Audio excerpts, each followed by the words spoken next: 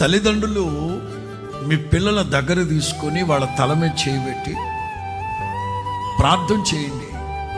ఒకవేళ పిల్లలకి కాస్త జ్ఞానాధారమగు ఆత్మ తక్కువైతే ఆ బిడ్డ తల మీద చేయబెట్టి, ప్రభువా నా బిడ్డకి మీరు సంపూర్ణమైన జ్ఞాన సమృద్ధితో నింపుదురుగాక పలకండి.